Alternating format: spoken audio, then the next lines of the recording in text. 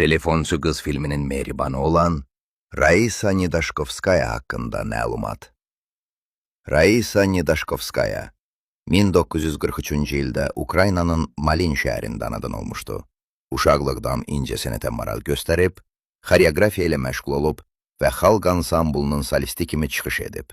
1965-ci ildə Kiyev Dövlət Teatr İnstitutunu bitirərək həm kino, həm də teatr sahəsində uğurlu karyeraya başlayıb.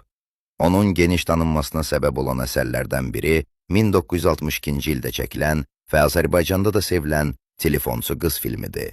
Bu filmdə canlandırdığı mehriban obrazı Raisa xanıma böyük populyarlıq qazandırıb. Kino ilə yanaşı o, teatr səhnəsində də fəal olub. Uzun illər Kiyev Gənclər Teatrında çalışıb. Sonralar isə Ulduzlu Səma Altında teatrında bədii rəhbər kimi fəaliyyət göstərib. Raisa Nidaşkovskaya Ukraynanın xalq artisti fəxri adına layiq görülüb və Kiyevskaya Piktoral mükafatı ilə təltif edilib. Raisa 2 dəfə ailə həyatı qurub və Pavel adlı bir oğlu var. Bakıya və Azərbaycan tamaşaçılarına xüsusi simpatiya ilə yanaşır.